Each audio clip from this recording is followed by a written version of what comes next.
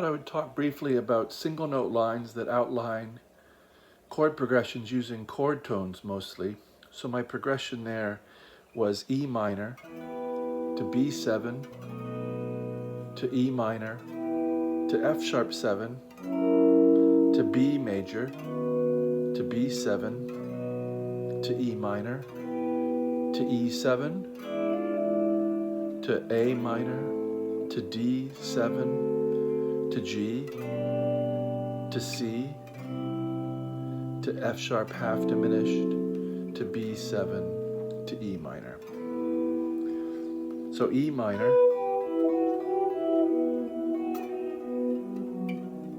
to B7, that's a 1 minor and it's 5, B7. Very often what you'll hear Bach do near the beginnings of pieces is he'll tonicize that 5 chord.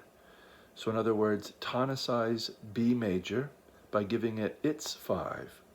So in the same way that E minor had its 5, B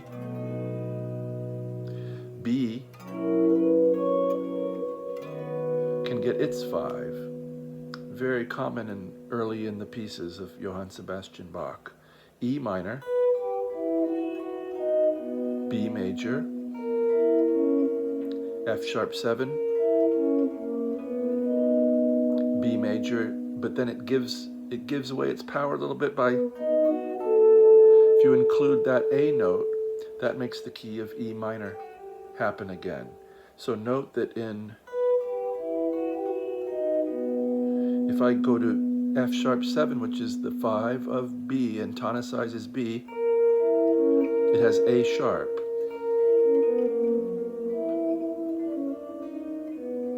But that A sharp means we're no longer in the key of E minor.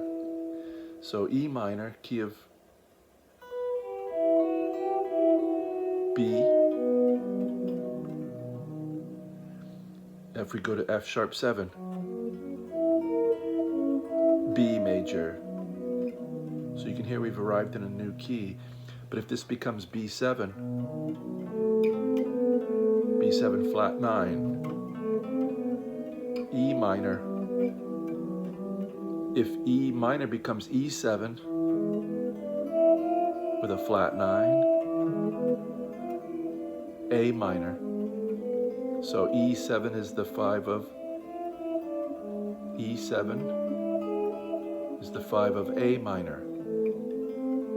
Now A minor can become the 2 chord with D7 to go to G. So A minor to D7 to G. I'll start from E7.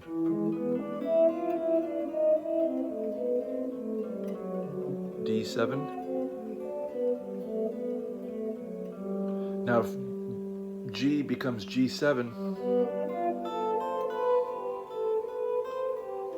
it'll lead us to C. G7 is the 5 of C. So a lot of these kinds of sounds are the result of putting a 5 chord in front of where you want to go, and then going there, and then possibly extending.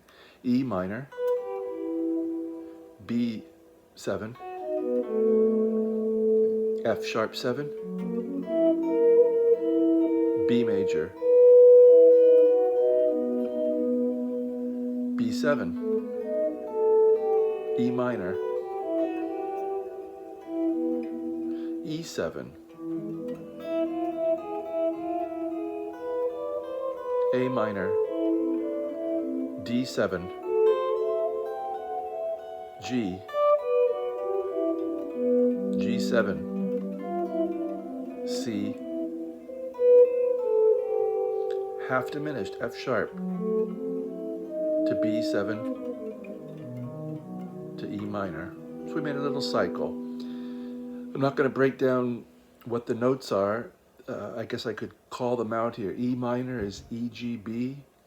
B7 is B, D sharp, F sharp, A. F sharp 7 is F sharp, A sharp, C sharp, E. Then E7 is E, G sharp, B, and D natural. Then A minor is A, C, E. Where did we go? D7, D, F sharp, A, C. G is G, B, D. G7 is G, B, D, F. C major, C, E, G. F sharp half diminish. F sharp, A, C natural, E natural, and back to B7, B, D sharp, F sharp, A, and E minor. So it is important to be able to spell those things. If that's something you need practice on, just work with stacking thirds. G, B, D, F something, A something, C something, E something. I say something because you can adjust them to be sharps or flats depending on what key you want to outline. But that's the progression in which the thirds go. So once you remember the alphabetical way that they go, say G, B, D, F, A, C, E, you could modify that to be a sharp key, a flat key, or anything. We're working with a limited number of ideas, but they just have a lot of permutations because of all the keys and the relationships within those keys. So we have to be a little bit diligent on the theoretical side and make sure we can break those things down that way, so that as you're playing you can see a nice, maybe see the ninth somewhere, or the flat 7 somewhere, or the flat 13 somewhere, and you can grab it. I hope this has been of some interest. I appreciate you watching to this point. If you can, share the videos with people you think might be interested, please do. Please feel free to like and leave a comment. I appreciate it when you do. Let me know if you have ideas for other videos. And thanks for watching this far. I wish you a very good day.